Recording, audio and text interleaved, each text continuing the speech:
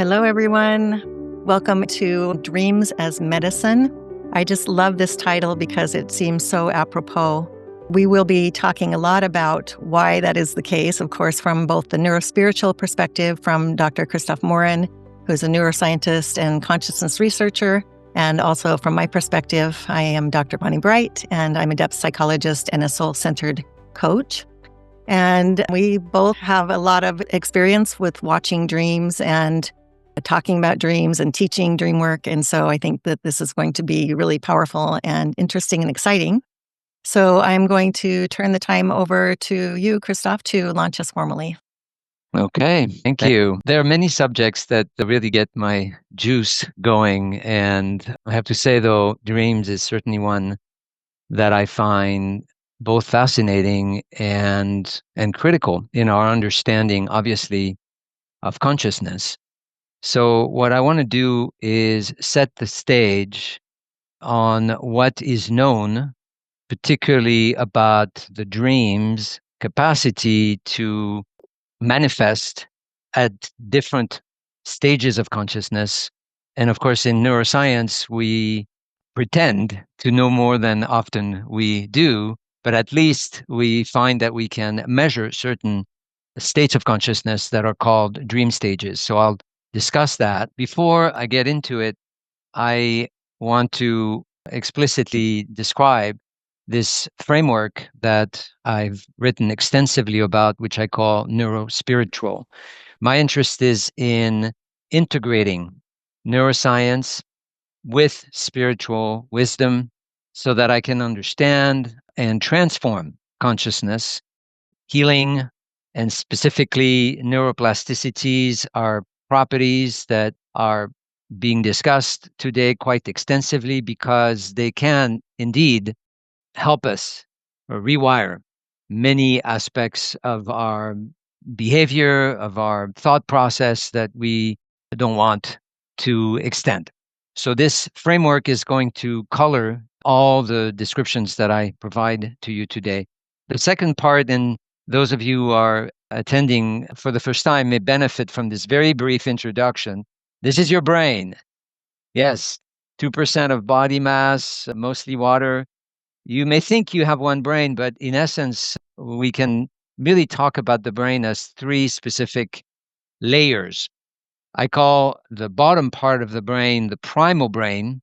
Think of it as basically the survival centric brain. And it has a specific role you will find quite interesting in processing dreams. Right above the primal, and I'm showing you it this way, is what is generally described as the limbic area and moves into the bottom of the rational brain. There's also a lot of interesting processing that goes on, particularly in the limbic system, as it relates to, of course, emotional processing. But the newest part of our operating system, if you will, is referred to as the cortex, is where we can integrate, compute, master language, etc. There is an emerging property, of course, which is fascinating, and it's not clear exactly how we create that level of consciousness, which I call the spiritual brain. And I see in the spiritual brain our capacity to, in fact, modify either spontaneously and not consciously or consciously certain states of consciousness. You could say you fall into sleep, which is not to suggest that you have any kind of say, but you can engage in dreamlike activities like active imagination, which Bonnie will talk about, that are in a way induced. Likewise, I will mention some of the research that we're very keen to share with you on psychedelic states. So this framework is helpful because neuroscience can be a very dry and a very materialistic science, meaning most scientists today deny essentially the existence of spiritual states. If I can't figure it out in the brain, it doesn't exist. I don't belong to that camp. I call myself a non-materialistic scientist. So back to dream stages, and chances are you all have heard of brain waves, and these electrical patterns of activity are very much like picking up radio bands. Now, I'm not suggesting dreams are coming outside the brain necessarily, but I want to use an analogy that is fairly easy to understand. And radio waves have different frequency. Well, so does our sleep. You can think of wakefulness, like now, as what is called a beta state, pretty high frequency, which indicates lots of activity, lots of neurons that are firing together. And when they fire together, they communicate among each other through electrochemical signals. So these frequencies between 13 and 50 hertz, which is another way of saying 50 cycles per minute, is really the sort of metric that dream scientists have been using. There is a relaxed wakefulness state known as alpha waves between 18 and 13 hertz. And that has been documented as opportunities for our brain to be in a more relaxed, certainly, state of creative readiness. A lot of writers, a lot of creative artists, in a way, live in these kinds of alpha states. And then you get into what we described as more sleepy states. And there are multiple ways to slice that without being too detailed. We have actually three non-REM sleep cycles. They are referred to in the literature as NM1, NM2, and NM3. And then we have the REM cycle. The REM cycle, rapid eye movement, is where our dreaming and emotional integration and processing is the most obvious and important. It is later in the night, and it represents about 25% of our entire sleep cycle. Going back to NM1, which is considered light sleep, which happens at the beginning, a transitional phase, which really is suggesting that the brain is finally slowing down, and you may experience, muscle relaxation, but you can wake up easily. You may experience, however, what are called hype jerks or flashes of imagery. In the NM2, you're in a deeper light sleep. As you can see, the nuance is a little confusing, but the light sleep per se, or deeper light sleep, is actually half of that particular construction of NM1, NM2, NM3. And of course, then you have deep sleep where hertz are getting to very low number between zero point 0.5 and 4 hertz that will move quite quickly in the early night into what is considered, in fact, the most important part for growth hormone release and brain restoration. The other part about that NM sleep altogether, and this is a very important aspect. I've done a lot of research on memory and how to improve memory. You should know that nearly 80% of the memory that we encode from the experience that we have in any given day is actually constructed or encoded at night. And for those of you who may not have a good sleep routine, you might want to at least remember for now that this could impact your capacity to store and retrieve memory. Often, when we age, we consider that these deficits of memory are inescapable, and that's really not true if you are careful in nurturing your sleep. So, the longer REM cycle is indeed where we have this vivid, symbolic, potentially lucid dreaming. We will discuss that particular form of dream, which is really fascinating and one that I have considered a gift of my own dreaming pattern. And particularly when I have nightmares, I can at least make the decision if the nightmare is teaching me something, which it always is, or if I'm just done with it. And this is where lucid dreaming can give you an capacity to recognize your dreaming and decide, do I want to work with it or get out? Now, EEG is the technology that's behind the study of brain waves and these cycles. It's a very old technology. I've been using it in my own research documenting the direct effect of media on the brain. But there is, of course, other tools, and particularly fMRI. If some of you are not familiar, it's a big, monstrous scanner that can image anatomical parts of the body, but also the brain. But in the brain specifically, fMRI is really focusing on tracking blood flow. In the brain, neurons do not activate unless they have food being delivered to them. They can't store much food in each cell. They're a very hungry cell. They have like 4 or 5 times the metabolic power of any cell in the body. So we can trace and see if the brain is lighting up. And unlike EEG, which is really limited to the surface of the brain, with fMRI, we can go anywhere, which means we can go into this deep primal areas where activity is going to show up, literally like a little light bulb, taking the information of that blood distribution. So what do we see in functional MRI? And I can't imagine how difficult and challenging it must be to do an fMRI experiment and be asked to sleep in an fMRI, but some people do it.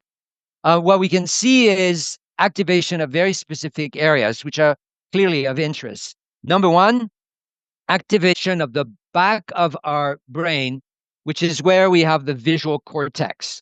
Think of it as the visual processing engine of what we see, but also what we imagine, and of course, what we dream. Often people think, well, visual cortex is just everything to do with, transferring light signals into electrical signals that ultimately are decoded as images.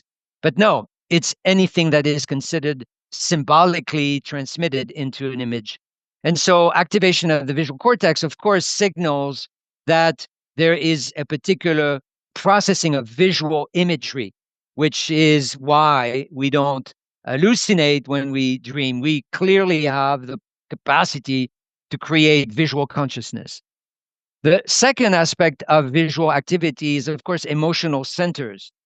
The amygdala is a small brain structure that is often discussed and wrongly associated with just fear processing. It's a megaphone of all our emotions. And therefore, when you see activity of the amygdala, which is, of course, not conscious, you don't say, hey, I want to, activate the amygdala. It's because the amygdala, in its early processing intelligence, is determining that this information is indeed important. I'm going to put the megaphone on it. So that signals how important dreams are to activate our emotional response system. And it can be, as I said, a pleasant emotion, could be full joy and laughter, which you may have found yourself being able to do that in dream, or it could be crying or screaming. I'm actually quite regrettably engaging a lot in these kinds of reactions with my dreams. The third aspect that's really interesting is the deactivation of the prefrontal cortex. Now, the prefrontal cortex, also known in neuropsychology as the executive function, is where we do you could say, the best of our reasoning, where we hold the short-term information we need to know where we're going, for instance, instructions to find the bathroom, right? But also where we finish the processing of most of our decisions. People who suffer from ADHD have massive deficits in their frontal lobe, and they, as a result, cannot hold that information. So the deactivation of the prefrontal cortex is also deactivating that logical, incessant need to project and reason, suggesting that dreams are basically taking care of the brain's ability to create logic, which is an interesting aspect because we struggle often in just making sense of most of our dreams. And lastly, I want to talk about the DMN, which stands for the default mode network. The DMN is also discussed in a lot of papers. It's not always easy to understand. Think of it as the idle mode of the brain, number one. Clearly, the brain never stops being activated. Otherwise, we are technically dead. But this idle mode ensures that we can never lose the momentum. If we need to wake up, we have that idle mode, right? If you're going to rob a bank and you have somebody waiting for you in a car, most likely they'll put it on idle mode. All right. That's kind of assuring that you're not going to waste any time cranking the brain back where it needs to be. So the default mode network is actually quite engaged in the dreaming stage. And not only is the idle mode, which takes a huge amount of brain energy, number one, but two, it's also a self-referential activity. In other words, this is the part of the network in the brain that we engage to think about ourselves. And I don't know if you have checked lately how much you think about yourself, but it's a lot. There's very, interesting numbers floating around, but it is likely that nearly 70% of our entire thinking process is self-referential. And we'll talk about that because there is indeed a major difference between dream states and psychedelic states. How so? Mostly based on that default mode network. What's interesting, and I leave it at that because to me there is indeed a benefit in actually comparing states of consciousness such as psychedelic and dreams.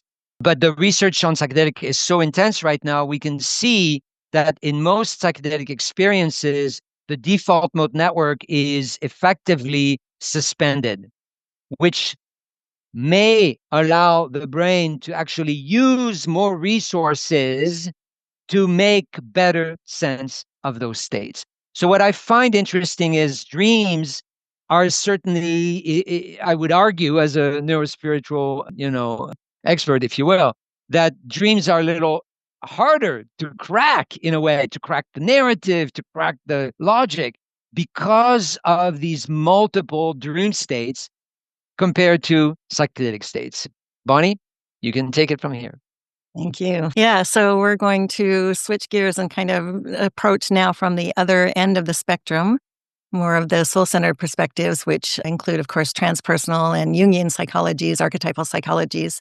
So I'd like to just invite you to imagine right now that all of us are not in these little squares on a virtual screen somewhere, but that in fact we are gathered around a dream fire, that we are sitting in close contact with one another and the firelight is flickering and we are in a state, perhaps one of those states that Christophe described, where we are able to let ourselves kind of sink into a state of reverie or sink into a state where our brainwaves are going to be moving more slowly and moving into that state where we can feel something about the images that we are seeing that are showing up for us. And I would just offer that dream interpretation or working with dreams or seeking dreams has actually been around for probably most of human history as we know it to be, at least once we evolved into having language and being able to talk about it. We know that many of our ancient ancestors were really paying a lot of attention to dreams and that it was very common among many peoples to wake up in the morning and the first thing that they would do is to gather together and say, okay, what did everybody dream last night? Let's see what guidance we're being given. And they really relied on these dreams to be able to tell them where to hunt or when they should migrate or where they should migrate to, how they should raise children. All of these things were very much taken to be messages that were coming from something bigger than themselves. So perhaps we might even say something divine. In our language, of course, we would say that these are messages that are coming from our soul. That's the word that Jung often liked to use, and I have adopted for my own self. I like to use the word soul self as opposed to our ego self, because of course we are both of those. And it can be super helpful to know when we are in our ego self and when we're in our soul self. But if we want to be connected to our soul self, which has the blueprint for us to live our own lives, which can give us the information that we need to be able to resolve some of our issues, to overcome obstacles, to heal some of our own past traumas, to step into more creativity and more freedom and more experiencing and more connectivity, both with other people, but also with ourselves, dreams can definitely show us how to do that. And I would also just offer that dreams were mentioned over 130 times in the Bible. And so all of our literature has some facet of this. And I have a quote here from Jung. He says that dreams should have a meaning and therefore be capable of interpretation is certainly neither a strange nor an extraordinary idea. It has been known to mankind for thousands of years. Indeed, it has become something of a truism. One remembers having heard, even at school, of Egyptian and Chaldean dream interpreters. Everyone knows the story of Joseph, who interpreted Pharaoh's dreams, and of Daniel and the dream of King Nebuchadnezzar. Unquote. So he is, of course, there referring to some of those very biblical references that I just mentioned. And among certain Aboriginal tribes, particularly in Australia, many of you have probably heard of the dream time. And what is said, and I do not have a reference for this, so I'm hoping that this is, if not accurate, at least will give you some food for thought about this, that it is said that in Aboriginal traditions that 70% of their actual waking life is spent discussing dreams, because there really is not a boundary as we see it between dreams and everyday ordinary life. And so if you can imagine how much time that is, if you think about your own day and how you spend the hours in your day, you can imagine that that puts people in just a very different state of being to have dreams be that much of the container in which we operate and that much of the vehicle which gets us from one point to another point. And also, again, as a connector, both to ourselves, to one another.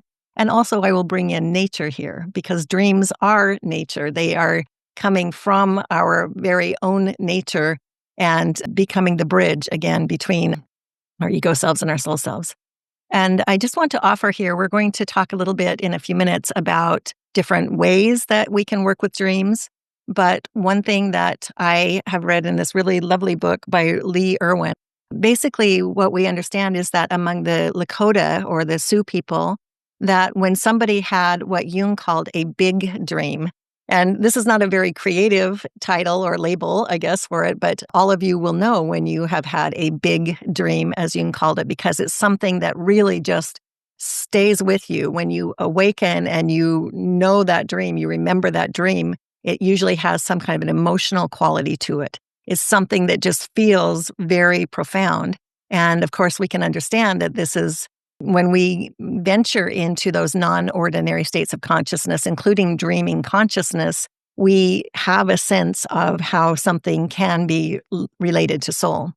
And so, again, when the Sioux or Lakota Indians would have a big dream, they had a tradition where they would go and make something with their hands that represented something of that dream, some aspect of that dream or some felt sense of that dream, because what it would do for them is it would be able to bring the dream out of the dreaming world, out of the invisible world, out of the unconscious, into the waking world, into the ordinary, quote unquote, world. And that way, then anybody who had that big dream would be able to be in relationship with that thing that they made. So whether it's a mandala in nature, or maybe they would take some clay from the riverbank and shape something or whatever it was, then they could put that somewhere where they could see it, and they would have that opportunity then to see it and think about it and be in relationship with it in a certain way. And so we will definitely talk more about that also, because I find that to be a very, very powerful way for all of us to be able to begin to understand what is coming through in our dreams, if we will be so creative and also so courageous as to follow that tradition on our own and to create something with our own hands, whether it's painting or writing poetry about it or acting it out, moving like a dream character, anything that we can do to bring that into this state of ordinary reality will allow us to just gain so much more knowledge and insight about that. And so Jung, of course, he knew this, but he said everywhere at all times in all cultures and races, the process of renewal began through a dream. So dreams are also linked to renewal, to giving us, again, that insight of where we need to go in our lives, of how we can, when we are in a state of that is very difficult for us, or a state of depression or despair, or something is just not going well for us, that they can bring us the insight that we need so that we can rise almost like a phoenix out of the ashes to be able to take that dream content and understand what our soul is telling us that we need to understand in order to be able to put our foot on the path of healing and helping one another, even through this process of working with dreams. And if anybody has ever worked with somebody else with dreams, you will probably understand or feel, maybe not in every case, but it is definitely way easier to work with dreams when you have somebody on the other side of you who is able to mirror back to you some of the images that you're offering and ask you questions that can help you to kind of circumambulate, as Jung called it, to go around and around a topic and just look at it from all different kinds of directions. And so that's just a little teaser because we're not quite there yet. But I do want to say that in our current culture, Western culture, probably there was a big resurgence of interest in dreams when Freud actually published a very seminal book called The Interpretation of Dreams. And he published that, I understand that he actually published that in 1899, but he wanted the date of 1900 on it. He was just a few months away from that because he really believed that it was a new science for a new century. And so he was really very pivotal and instrumental in bringing this idea of interpreting our dreams as a science, as something that can actually help us in our psychological processes. And this reflects something that many of you may have heard already as well, if you have looked into dreams at all. And that is that dreams in ancient Greece were also considered a medicine or a solution to whatever it was that people were struggling with. And at that time, they worshipped and believed in the god Asclepius, who was the god of healing. And there were Asclepian temples all over the country. And people would go to these temples, make a pilgrimage to these temples, travel there in search of a dream. So they would go there and they would beg Asclepius and honor and make offerings and sleep in those temples until they had a dream that would give them some information about their lives and their challenges and what they needed to do next. So you can see that it's a very rich history. And I mean, we're just barely scratching the surface here. Of course, we won't have a lot of time to go into any of these details very deeply. And I recognize a couple of you on here that have done an enormous amount of work with dreams, have published about them, and it's really lovely to have you here. I hope that you guys will speak up when we get to the community piece, because I'm sure that you will have a lot to add to this. Some details maybe that we didn't cover in this part. So anyway, I want to come back to yet another quote from Jung. He said that dreams are not meaningless. He believed that every single dream that we have reveals something new to us. There's never going to be a dream, according to him, that just tells us something that we already know. And again, he believed that they are communications from the soul. And he said, quote, "As a plant produces its flower, so the psyche creates its symbols. Every dream is evidence of this process. Thus, through dreams, intuitions, impulses, and other spontaneous happenings, instinctive forces influence the activity of consciousness." So you'll know anytime you have awakened from a dream where there was some intensity around it, maybe even a big dream, as Jung called it, that sometimes that will stick with you for a while.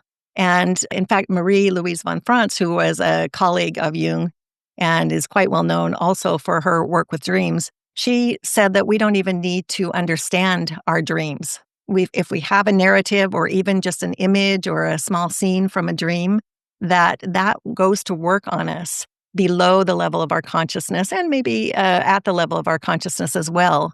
But there isn't actually a need necessarily from one perspective to be able to understand the dreams or to interpret them, because just the narrative itself or just the felt sense from the dream can actually be working on us and putting something right within our unconscious that needs to be aligned or moved or shifted or transformed in some way.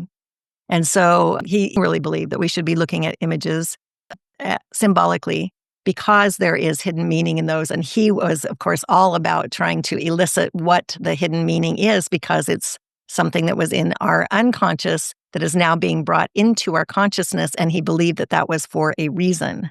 that was coming up into our consciousness. And so if we could just have, again, the capacity to be able to look into these dreams and understand them better, then he thought that we could actually heal from that.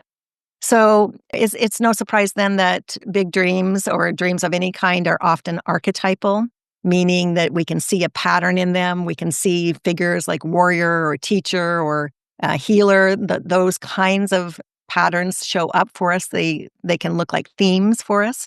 And he also believed that if we look at dreams in a series, that often that will be even more revelatory than just looking at a single dream. So it's really important, if you are interested in dreams, that you log your dreams as best you can. There's a million different ways to do that. You can write them down when you first wake up in the morning. You can record them, of course. These days with AI and all the tools that we have, they can be transcribed in writing almost immediately. And then again, in the next section, we'll go into a little bit more about how to work with those. I just want to maybe say a little bit about nightmares here before I turn the time back to Christophe. And that is because it can put us in touch with the intensity of the emotion that we're potentially already experiencing in our unconscious life. And so in our waking life, when we awaken with a nightmare and there's a definite emotion or intense feeling that is associated with that, that is something that we can start to look at in our own lives and say, wow, where is that working me? And where is that coming from? And what is that relating to? And as we begin, again, that process of circumambulation, it begins to open a door to something that we didn't formally know. But more than that, even, there's been a lot of work that's done on how nightmares can actually also be medicine, in the sense that they show us that shadow material that the psyche wants us to face. And there's a man by the name of Kelly Bulkley, who was the president of the International Association for the Study of Dreams for a long time. He's written a lovely book called Teaching Jung, and there's a bunch of information on dreams in there. And he said, quote, "A nightmare can be defined in Jungian psychology as a symptom of failed integration, an unhealthy split of consciousness and the unconscious. The worse the split, the more frightening and recurrent the nightmares." And so what he's suggesting here is that there is something in our psyche that has been repressed or buried or numbed or put aside so that we don't have to think about it or look at it. Because anybody that's attended several of these or knows the work that I talk about or even knows about Jung, I tend to focus a lot on what I like to call coping mechanisms. And of course, all of us, when we were children, were in environments where we didn't have our brain, as Christophe can tell you, developed enough to be able to handle what was coming at us at any given moment. And so we often found ourselves as children in situations where we were just completely overwhelmed with what was happening in the moment, even if it was just a reproof from a parent or a caregiver, or we didn't feel like we were being accepted in some way. A child doesn't know how to deal with that. And so often what has to happen is we have to put aside the pain or the fear or the terror of not feeling like we're accepted by our caregivers, not knowing then at a very primal level if we're going to have food on the table or a roof over our heads, if people are judging us that can take care of us and we don't meet that. And so we develop all of these coping mechanisms that allow us to be able to just continue with our lives and put one foot in front of the other and not feel that kind of despair or distress. And so that's what happens when we begin to naturally repress a lot of those memories. And then, of course, what's happening with those memories, they're still in our unconscious and they're still working us and they're still having a very profound influence on our lives. And so these kinds of things can come up in our nightmares and they'll look archetypal. They'll look like we are being chased by somebody who wants to kill us or a monster that wants to rip us apart. And of course, what all that is, that it's that experience perhaps that we had at one point, or that part of us that was just absolutely terrified in that moment. And we were not able to integrate that experience. And so it has, as we say in psychology, split off and been put aside, but it's still in there. And in many ways, it's kind of a ticking time bomb, because if we don't deal with these big experiences that we had, or even a series of small ones that have made us who we are today, that often make most of us question ourselves or have self-doubt or maybe not have a sense of self-worth that we need if we do not do the work of exploring the unconscious to find out what has created some of these beliefs and values that we hold that are not serving us anymore, then of course we aren't going to get very far in our healing process. And dreams are definitely something that can do that. And of course, dreams are full of symbols, and symbols are exactly what Jung suggested that are the language of the soul. Images are the language of the soul. And so, of course, this is why he believed, and it's easy for us to continue that, to say that dreams are, in fact, messages that are coming from our soul. And there's more to say about nightmares. I think I'm going to just put a pause here, though, and see if we have some time later, or maybe it will come up in the community conversation. But I'd like to turn the time back to you, Christophe, to continue here. Great. A couple of points that I hope have been clearly communicated. Number one, at least for me, the importance of visual processing. We know, and I think it is, if not the perfect quote from Jung, at least modified, that the soul speaks in images. And so how can we, with the limitation of our language as we know it, begin to fully embrace the teachings of the soul, if not in images? So number one, why is it that nearly 30% of our entire brain is dedicated to image processing? And again, image we see, image we imagine, image we dream. 50% of the entire brain energy at any given time in a day is assumed to be involved in imaging processing. So the dominance of this protocol is amazing. There are three common value attributes we assign to dreaming. The most obvious is rest. Though I have to say the science on why we rest or we need to rest is still a little murky. We do know, though, that the immobilization of our body is a forced rest and also prevents us from acting out our dreams. Unless, of course, you're in lucid dreaming, you find yourself maybe being more participatory in the dream. We talked about the value of dream encoding memories. Now what I want to do is really focus on the particular self-healing properties that are associated with neuroplasticity. And what is neuroplasticity? I think I briefly introduced. It's our innate ability to repair or rewire our physical body, but also what is potentially maladaptive behavior, our brain wiring. For instance, trauma or addiction or excessive stress. It turns out, and the science is very clear on that, can be reprogrammed and rewired by our brain. Is it easy? No. Can it be solved through any modalities that we know have been used quite successfully, like talk therapy? Maybe. Can it be fast enough for the millions of people that are not responding to medical treatments or to the long-term engagement in some of the talk therapy? Not always.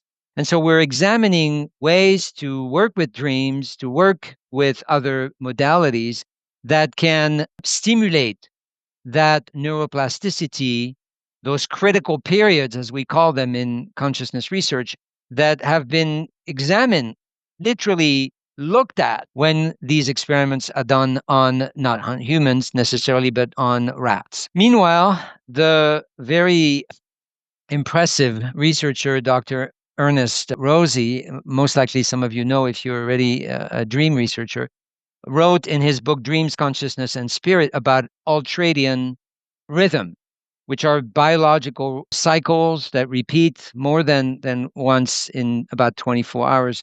And it's through those rhythm that we, in fact, restore our homeostasis. So homeostasis is the ultimate goal, I believe, of a brain in restoring and maintaining and sustaining a balancing act. Our emotions are, of course, very, very necessary in providing and nudging us in a particular direction. Do we want to approach a situation? Do we want to avoid it? But it burns a lot of energy, a lot of glucose and oxygen to act on those emotional primes, if you will. So the ultimate ability to conserve. And it is really important for us to do that, of course, while we sleep, but also during the day. This rewiring is, in fact, possible in dreams because of that state of rest. We are able to engage into meta consciousness to some extent that observes and consider at the level of our synaptic connections what is off, what genes may have been, in fact, affected by unprocessed trauma. We know that the field of epigenetics has confirmed that some of us inherit, generational trauma. We don't have to think of trauma any longer as something that happens often when we're young because our brain just could not simply make sense of something big, but we can also find traces of trauma in our DNA. So all this aspect of dream is, of course, difficult to study, but very, very real. The other point I wanted to make, because Bonnie, you unpacked the nightmares specifically, is the research on dreams of trauma victims and dreams of addicts specifically. The literature is quite good on these well-known archetypal nightmares that people who face or have faced trauma are experiencing. And it signals often missing people or places. It's often full of helplessness scenarios, recurring themes of attack or shame or paralysis. And of course, as you can imagine, because I told you the amygdala is front and center of the ability unconsciously to put the megaphone in front of some of those situations, well, those nightmares are going to be amplified. And therefore, it's essentially an opportunity also for the brain to take note and hopefully ask, to some extent, we can consider this as an ask from the brain that we resolve these nightmares through additional work, through additional integration. The hippocampus also tends to be silenced during these moments. So, what's the hippocampus?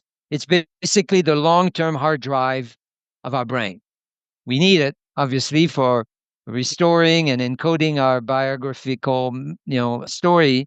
And it's a critical part of the brain that can help us navigate for many, many years situations that we've learned to either pursue because they're joyful or avoid because they're scary. Addicts also have very interesting patterns of nightmares, of course, related to their fear of use, substance abuse, and whether it's during recovery or withdrawal, they often reveal emotionally intense situations.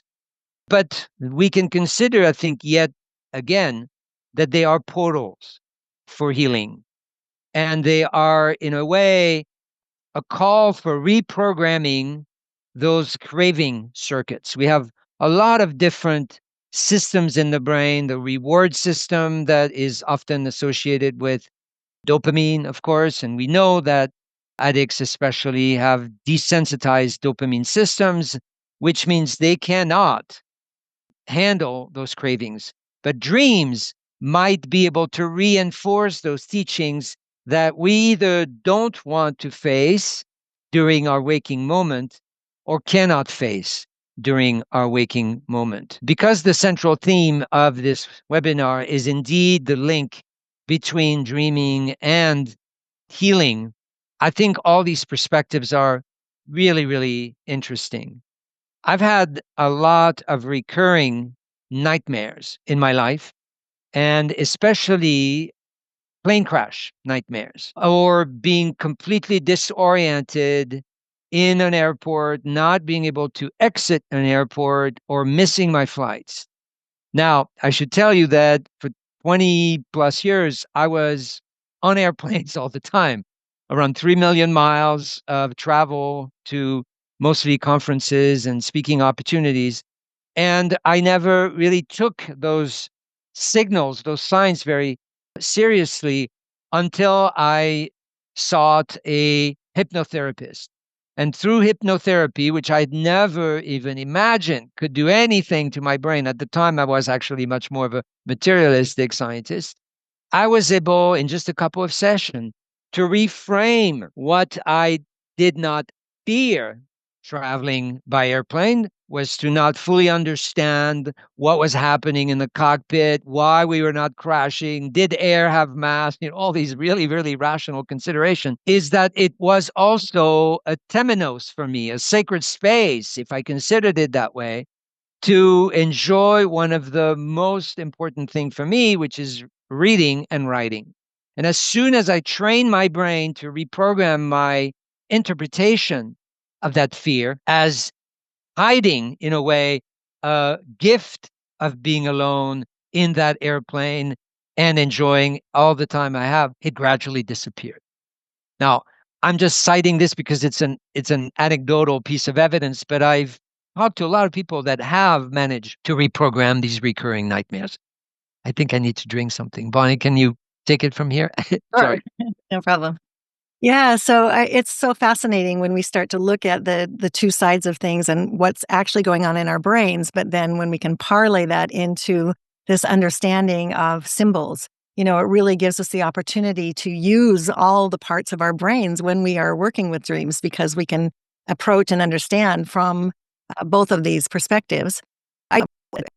And so I want to move into maybe just basically some ways that we would work with dreams. And then we will have an opportunity to, just for a few minutes, to work with a dream that you may have brought, or an image, or even you can come up with a symbol on the spot if you need to or want to. And we'll go back to Christophe and let him pick back up before we go into that exercise. But just to say that there are any number of ways of working with dreams. There are probably hundreds, if not thousands of them out there. And of course, we can't cover all of them. I do have a module on this in the soul-centered psychology coaching program that I offer. And it's probably about 4 hours of content, and it goes in a lot of detail about dreams and working with dreams. And so if you're interested in that, you can reach out and let me know. But the way that I like to look at dreams is that there are 3 pillars, basically. And this is coming from my own version of what I call soul-centered psychology and soul-centered coaching. And that those 3 pillars that is based on are somatic, symbolic, and shamanic. And so among all of these hundreds or thousands of methods, I like to be able to look at each one of these 3 categories and often either bring all 3 into a dream that I am working with, or to focus heavily on one or another of those 3 so that I can get a particular perspective. Because we can get information coming through our somatic, through our body, by feeling things and sensing things in our body that we can't possibly get by using our brain and thinking about something. And so it's really important that we do work with dreams in somatic ways.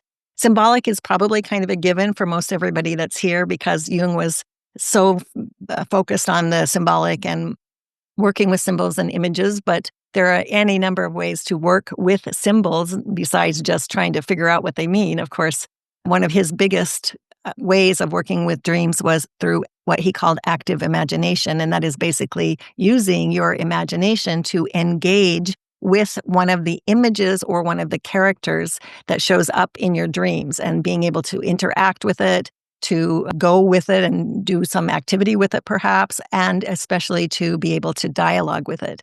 Now, if you are not somebody who feels like you have a lot of access to imagination, or you've never been particularly visual, then this might sound a little bit odd, but the truth is everybody can actually do this, because even if you feel like you're making it up when you are in dialogue with a symbol or a dream figure, my sense is it's all coming from the same place.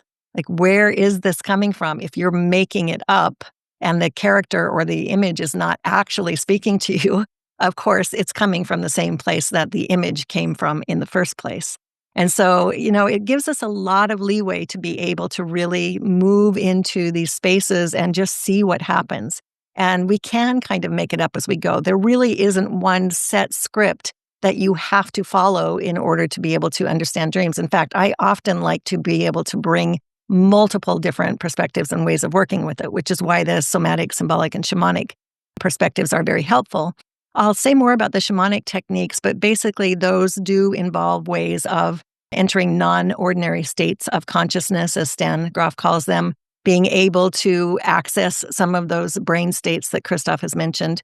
And so, these allow us to be able to actually engage in ways that we would not be able to if we were just simply, again, trying to think about what it might mean. So I do want to just run by you the very basic ways that Jung liked to work with dreams, because these are something that you will go back to over and over and over again. And there's just 5 really broad steps, but very important steps. One is you have to record the dream. So that makes sense, because we all know that you can remember a dream full on the moment that you wake up, and 10 minutes later, it might be completely gone. Like you might not even remember what the subject of the dream was. This happens to me on occasion, and it's kind of hard to imagine because it, is often so detailed when I awake, but then it just disappears. So it's really important that you record it. By the way, if you don't have a lot of dreams or you don't remember a lot of dreams, there are definitely ways to train yourself to have more dreams. Some of it is also biological. If you take melatonin, and it's up to you whether you feel that that's something you want to do or not, but I do know that if you take melatonin in the nighttime, it typically does induce dreams. And so that's just something that you can think about. The other thing is really to set an intention to have a dream and to remember a dream. So one technique is to be able to put a notepad on your nightstand at night and literally write down a question. Like, what is it that you're working on? What is it that you need to know in your life? And then ask for the dream, invite the dream, a bit like they did perhaps in the Asclepian temples back in the time of the ancient Greeks. And so coming back to Jung, once you record the dream, then the first thing you might want to do is to make personal associations. So what does that character or that symbol in the dream mean for you specifically? And this is why it's really hard for us to say, okay, it's a good idea to go look at a dream book or a symbol book and say, okay, this is what my dream means. Or now, particularly with AI, to be able to go and say, okay, what does this symbol mean? Or what does it stand for or represent? That's not really the way that Jung worked with them, because he believed that all of our dreams were very personal messages to each one of us individually. And if we just go look at what somebody else says that a particular symbol means, then of course we're not going to get out of it what our soul is intending for us to get out of it. It is helpful sometimes to do that. Just don't base everything that you know and understand about your dream on that kind of thing. So go through your life, make personal associations. You can look also at the emotion in your dream and identify where was emotion, where were there big shifts in activity, and continue to make personal associations with those. If someone came through a doorway, you can maybe look at your own life and think about, where is a doorway in my life? Am I facing a doorway right now? You can look at characters and it might remind you of your grandmother, but maybe what reminds you of your grandmother is because she was crocheting all the time. And so maybe there's something in the dream that's bringing you something about weaving or putting something together. So you really just can use your imagination and expand all of these things, but just make sure that you are really sticking with the image and continuing to look at your own life and see where those things might have shown up in your life. Now, the third step that he talked about is amplification. And that is kind of like it sounds. And that is basically to look at the image itself. And this is where you would want to look at it then in very specific arenas, like what does this look like, or how does it show up in nature? For example, if you dream about a bear, what about a bear is truth that we know that we can point to that might have some bearing on your dream? What is your psyche trying to tell you? A bear hibernates. That's the first thing that comes to my mind. So if you're dreaming about a bear, maybe there's something that is sleeping in your life that needs to be awakened. Or maybe there's something sleeping in your life and you just can't find the energy or the vitality to work on a project that you want to work on, but maybe it's hibernating right now and it needs to be hibernating and the timing is not absolutely right for that.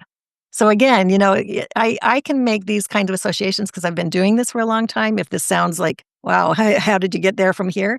Again, it's just a process of trying, of working with it, of seeing what you can do. And then you also want to look at culture, like where does this image or this figure show up in culture? Are there things that we can look at that are unfolding today in today's culture or in ancient cultures where there's something that we can learn about this? Particularly, it's helpful to look at mythology and see if a particular character or an object in your dream, if there is a myth that looks and feels a bit like the sense that you got from that character or that image in your dream. And then you can put all of these things together and you can see, okay, here's what could potentially be metaphor for me in my life to understand, like the incubation thing if bear is hibernating, for example. Where are the metaphors? What can those symbols possibly mean to me? And then, of course, you would want to do somatic work, for example. You can feel where that character is in your body, or you can feel where a certain emotion is in your body and start from there and let your body speak to you about that. You can feel it in a body part and then ask that body part, what about this character or what about this object? What do I need to know about it? Why is it showing up here? And really start a dialogue with that part of your body, that somatic part. There's an activity that we'll do. See, our time is going very quickly here. So I'll just say also that that is an opportunity for us to do the symbolic work and the active imagination too. So we really need to engage in the work once we have done the personal associations and the amplification. And then, of course, the last piece of that is integration. So how do we integrate it? Again, my favorite way is to do something that I call generically, but creative expression. And that is, again, make something or do something in this realm, in this material world, in this ordinary reality, so that you can integrate what it was that came through in the dream for you. So again, you can paint it, you can write poetry about it, you can draw it, you can just put colors on paper. It doesn't have to look like anything in particular. Just get that out of the invisible world and into this world of form, and that can help you to start to integrate what it is. So I'll leave it there. Christophe, we'll come back to you. I think you have a small bit you wanted to do. Yes, a couple of things. First, you didn't mention melatonin. Melatonin is naturally produced by the pineal gland and is known biologically to obviously put you to sleep a bit faster, but also lengthen REM sleep. So rapid eye movement is when we dream, and therefore, if you're going to have a longer REM cycle, the likelihood that you have more dreams is increased. That's the one interesting fact about it. The last thing I wanted to communicate, and we have mentioned a few times AI, is maybe the contribution of AI in that particular aspect of understanding dreams and possibly, more importantly, enhancing their self-healing property. Full disclosure, I do teach AI. For Johns Hopkins, I have several courses on AI, generative AI especially.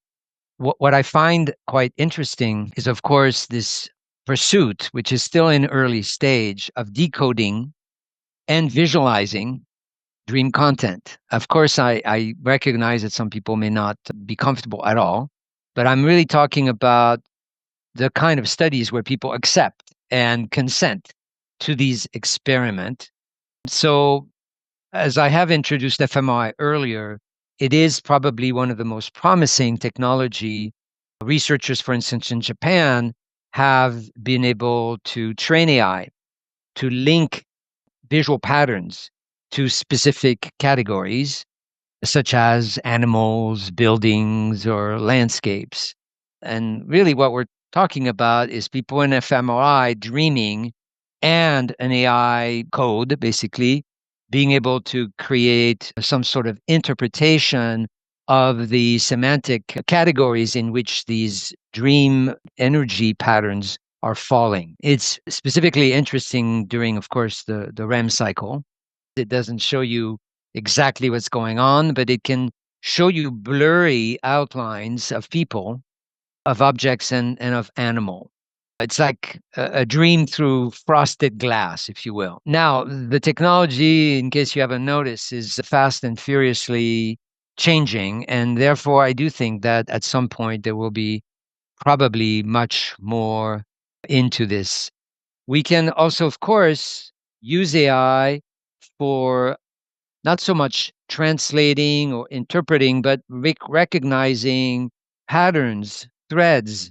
I did that when I wrote my last book called Open for a number of altered states of consciousness that I was able to journal after, and I was just not prepared to go through pages and pages of content and see if there was some sort thematic thread. And AI was able to help me do that, not do interpretation, but recognize specific threads. So I think there's promising technology on that. And EEG, as I mentioned, very stable, well-known technology for decades, is now coming to homes. I'm sure you've seen, if you spend any time on Instagram, these kinds of, ads saying, hey, you can monitor your brain waves and help your brain be in a better state of attention, concentration, and so on. Well, chances are we will be able to actually record and maybe look at our brainwaves during dream cycles. And AI might have some sort of say, if you will, about what the meaning of our REM cycles would be, not necessarily reading animals or these kinds of elements, but provide some feedback. So I think as the field is growing, there may be more coming in the pipeline, but for now, it's quite promising. Right. Funny. Yeah, I just want to add on to that AI. One thing you could do if you are using AI currently is not just ask AI what the dream means, because again, for the reasons that I mentioned before, but what you could do is you could feed some of your dreams, especially a series of your dreams, into AI, just upload the files, and then ask to point out the archetypes that are showing up. Ask it to mention any myths that might be parallel to some of the events in your dreams. I mean, these are things that can just skyrocket when we start to be able to work with our dreams in ways that we would have taken us a long time maybe to do some of the research, or maybe myths that we've never heard of or hadn't remembered or something. So it's really exciting to think about how that technology is going to continue to help us to decipher these messages that are coming from our soul. So I'd like to just take 5 minutes here if you're willing and you want to. If not, you can definitely take a break or whatever if you want to come back for the community conversation. But I'd like to invite you to think of a dream or work with a dream, and we'll just see what we can come up with here in the next couple of minutes that might be helpful for you, that you can take back then into your daily life and work with your dreams on a regular basis.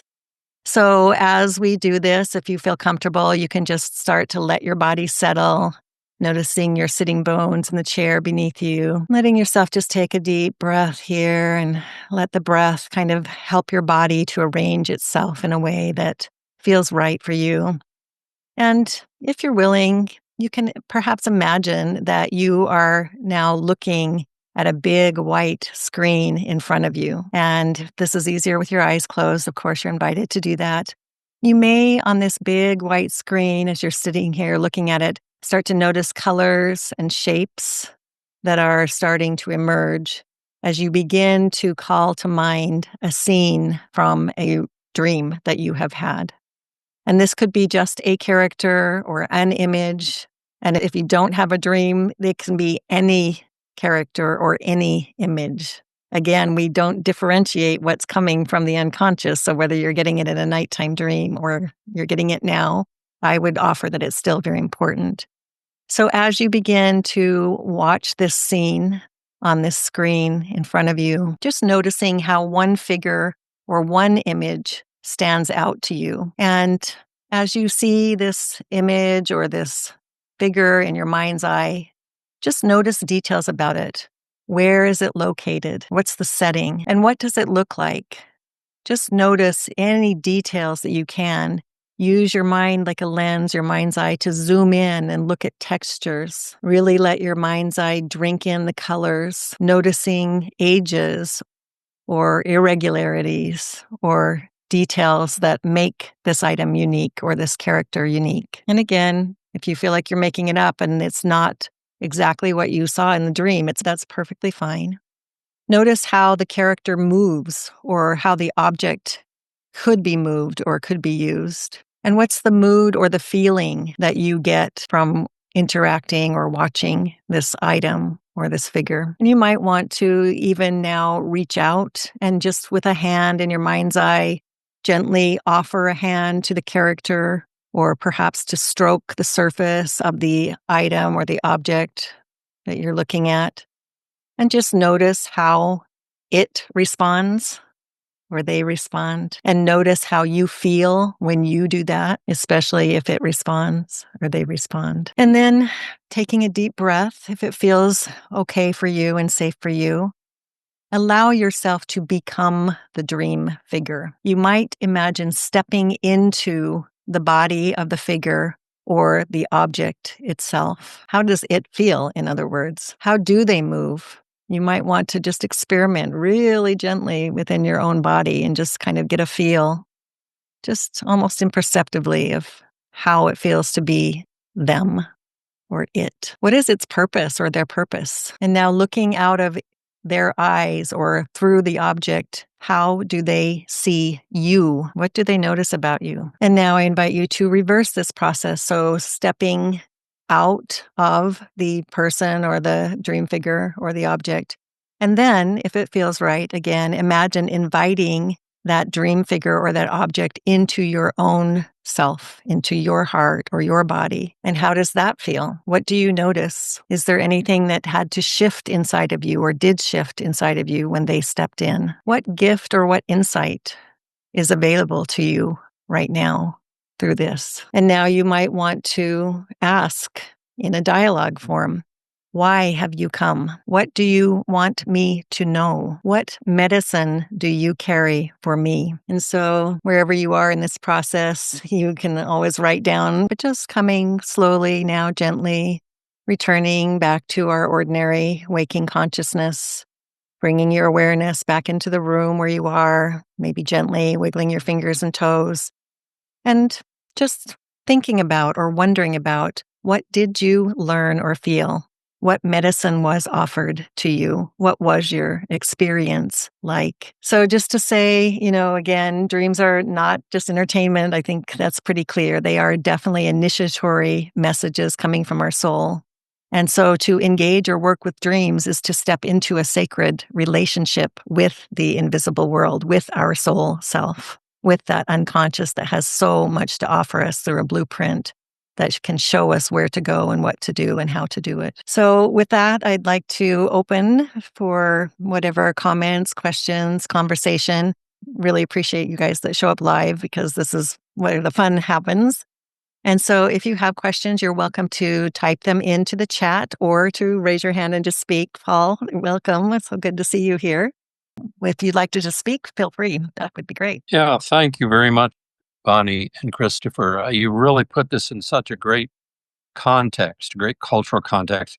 I just had a really nice dream this morning. I don't know if it was in preparation for this, but the dream was essentially I was back in China again, and I was walking through ancient temples and talking with some of the sages there and going through the different sages and stages. What was interesting, sages and stages, playing with that. But I was headed, and then I came and I met C.A. Meyer, and I was getting a golden dragon tattoo, kind of like it was the dragon from one of his books. C.A. Meyer was, of course, Jung's protege who followed him at the ETH. I had gone through this long process, so it was a really nice, but he told me that I should use the word consciousnessing, to be singing, that it's consciousnessing. It's a process that too many people objectify. Anyway, a lot more to it, but this has been really beautiful. And thank you, Christopher. And I do have some questions about AI as well as the mirroring effect. And there's later we can talk about that, because I have a friend who has downloaded Jung's corpus. He's essentially loading all of the depth psychology stuff and is developing a mirror thing to help people do that. But I'm a bit reserved about some of the Jungian coaching. There's some stuff there that I have some people who are coaching who themselves haven't really gone through analysis and worked deeply. There's some real issues there, but that's a whole other conversation. But I really feel a resonance to your work, and I'm very grateful for what you both have brought together. I wish I could get out to Hawaii, but that's not in my budget this year. Maybe next year. Wish you could too. That'd be great. That dream's super alchemical. Really interesting. Yeah. Thank you very much. Yeah, thank you. Really appreciate your comments. And I like also the stages and sages. Wordplay is always a good thing to look at as a clue to point you in a certain direction. Very cool. The quick question or comment on AI and mirroring, it seems to pertain to the maybe opportunity to dialogue with work as profound as Jung and so on. There is a particular way to use AI that most people don't know about, which is in a form of private, basically GPTs. They're called custom GPT. And I have probably 20 or 25 of those that are for engaging with our own material or with our own frameworks in complete confidentiality. And if you're a writer, you often want to protect also your writing. So this gives you an opportunity, like you said, to not just mirror, but also expand on critical questions. You can question yourself. And to the extent that you write on Jung and others, you might expect that the AI version, hopefully, of Jung teaching might also be weaved into that conversation. We have an entire retreat this year called AI and the Soul, and that is a pretty bold idea, but we believe that used properly, AI can augment our dialogues. Yeah, it's really important to keep that vessel, that container, especially for the analytical relationship, where you can really let it, because that's why I'm a bit, reserved not to go into Chat GPT, and then you should be the world. I think another is yes, ready. Christophe. Yes, good morning to you, and thank you so much for the wisdom that you share with us. Particularly AI interests me a lot, and I am interested in that AI type of AI and the soul you called it. So thank you for that. And I'd be interested in more information on that, please. Okay. Sure. And then, Bonnie, I also want to thank you so much for the experience that you gave me to go through one of the dreams that I had years ago, and it has always bugged me. If you want to call that a big dream, let's call it big dream, because it won't leave you alone. And that was in the middle of the night. I wake up and there's a white cat sitting on radio term. I was living in Chicago at the time, and it's purring at me, and I want to touch the cat. And I remember my sister saying that, they can paw you and create infection. So I didn't touch. But when you took me through that imaginative trip, I was able to touch it. And thank you for that. I appreciate that. Oh, that gives me goosebumps. Thank you to hear that. All right, wonderful. Well, thank you, Nader. We really appreciate that. And more to say about the AI for sure. We do have a webinar that we did last month, actually. I don't know if you caught that or saw that, but that is available on the site Institute for Soul Center. You can just click on the Soul feed and you'll find it in there. So let's go to Shalimar. You have your hand raised, and then we have a couple in the chat. Hi, thank you so much. I thank you for that session, and thank you guys, gentlemen and ladies, whoever's in this session or whatever. But I want to thank you for providing your personal dreams. I really appreciate when clinicians and people in practice really share and are vulnerable, because I always have this recurring dream. And I'll admit I'm a counseling intern, but I've been in the field for 15 years, and I truly believe in this work. I believe in the work of dreamwork. I personally am a big Jungian at heart. I come from a line of women, and I'm Puerto Rican. So I love that you include the shamanic, because a lot of people don't know about Taino heritage. And so in Latin culture, we believe, so it's something that's taught to us as kids. And so I'm going to get emotional because we bring out trauma and all this stuff. But long story short, I always have this recurring dream of going back to Puerto Rico, because I'm not there. I'm in Georgia. And so long story short, I go and I'm looking for rivers. It's always about water. My mind will go straight to, you miss the water, you miss the beach, you miss all that. But it's beyond that. It's looking for almost my ancestors. It's like I moved from my father, who passed away years when I was in college years ago, to then my great grandmother. And so it's like my soul is looking for my ancestors. And so I tell people and I talk about this because it's the same, but it doesn't happen all the time. It is very rare, but somehow it'll either be in a cave or I'm trying to swim into a cave that swims or I'm constantly swimming. So that's the image that you keep giving me is the fish. Like the fish comes to me all the time, the fish, because I feel weightless. So keep doing what you guys are doing. Keep doing this work. Keep teaching. Because for me, as I feel like, even though I've only been in this field for 15 years, I'm still growing and I'm still learning to even assess my own history, my own culture, and how am I going to guide those before me and after me?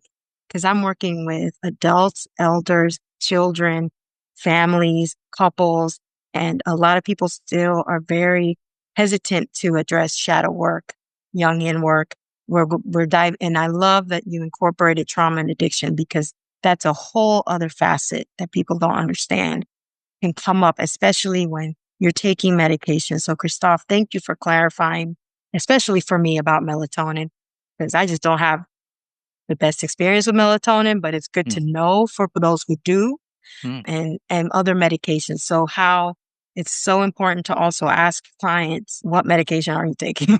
Like, how does this affect your sleep cycle, et cetera? So I believe in dream research as well. So I'm one of those that are very interested in the research and your research in particular on that note. But I just wanted to provide that as I feel like I'm still a novice at heart, seeing all doctor, though I'm still a counseling intern, but I just wanted to put that out there. Keep doing this work because I'm learning as we go. Beautiful.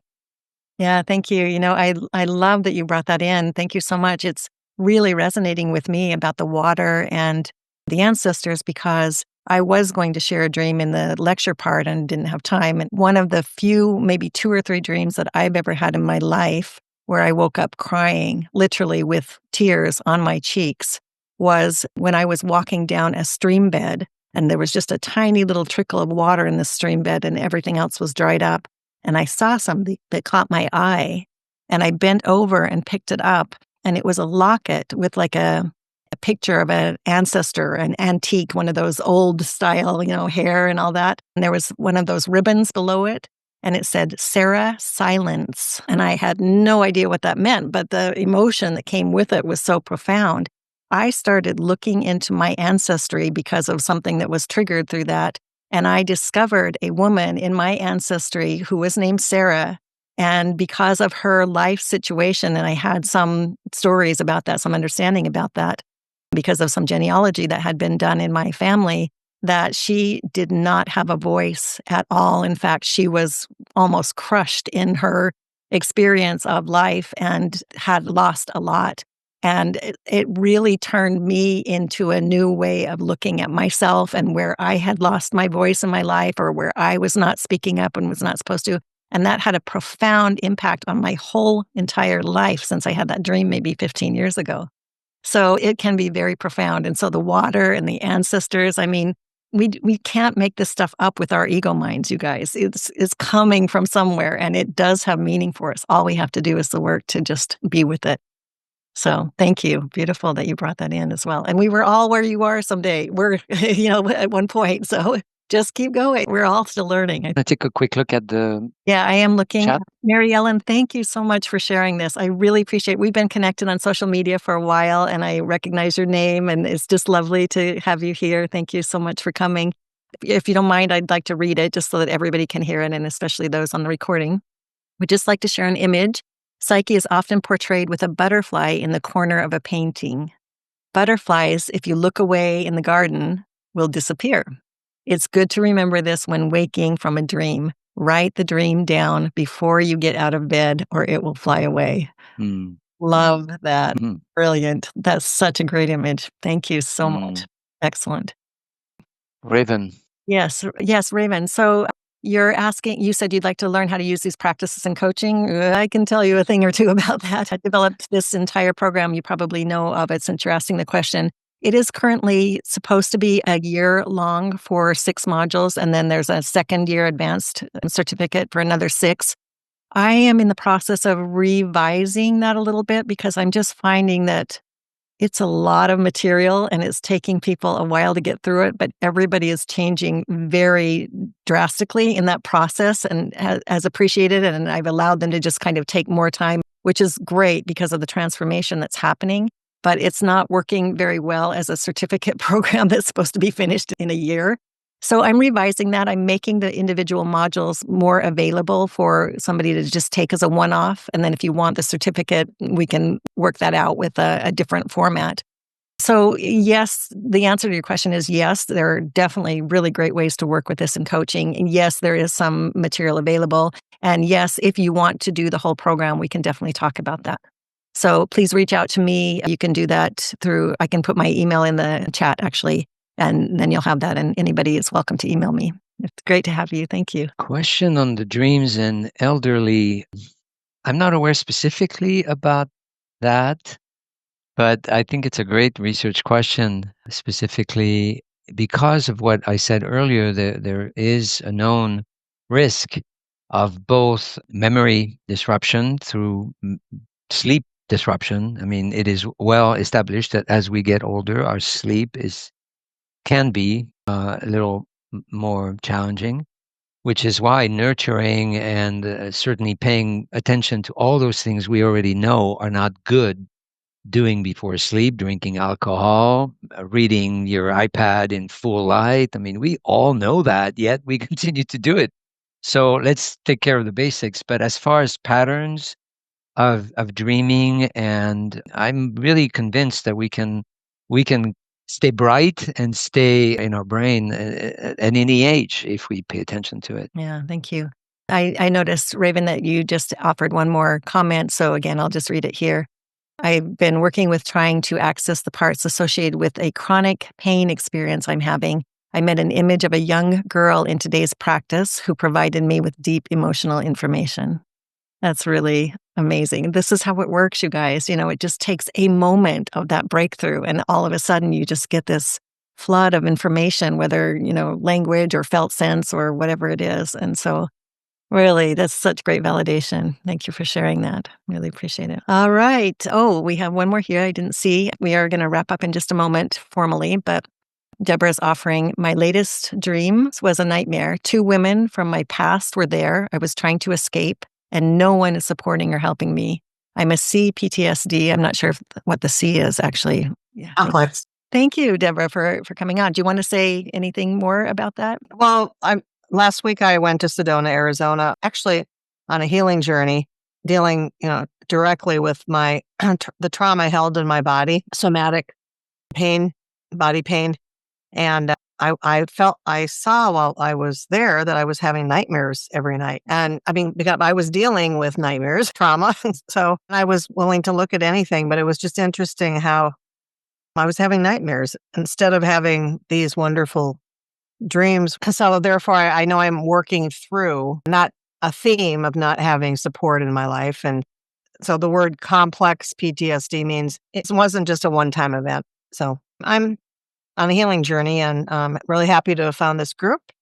And I don't know what the dream means. I just think it's working through more of not having support in my life. Sometimes it is, more obvious than others.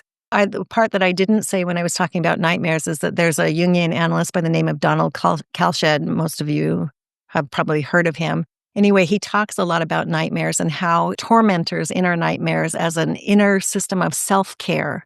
And what's actually happening is that part of our psyche is coming back to take care of us. But it's a weird way of taking care of us. It's coming back to actually antagonize us or terrorize us because it thinks that it will prevent us from going further into something where we might get hurt again or where we might have to go through enormous pain again.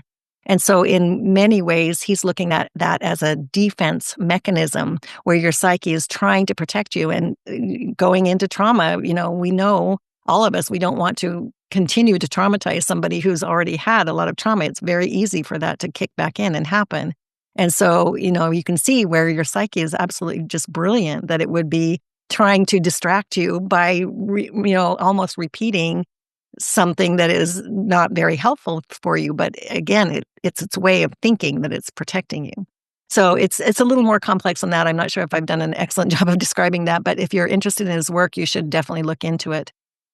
Donald Kalsched, Kalsched. I'll mention maybe it's a big question that Shu raised, saying that if I understand, many cultures, particularly indigenous cultures, have actually respected and honored dreams and their teachings and so on, why is it so obvious that they're continuing to suffer so much and can't process? Well, I would argue it's probably because of the magnitude of the ongoing trauma that our Western societies particularly inflict on them.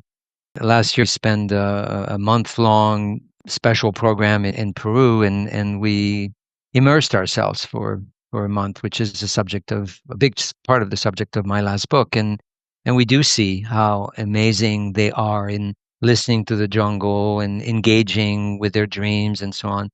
But yeah, they're not necessarily free of the external, trauma that is inflicted on them. It's one thing to resolve your trauma as part of your, let's say, upbringing. It's another to experience it because of aggressions or climate change disruptions that are human caused. I don't know if it's a consolation.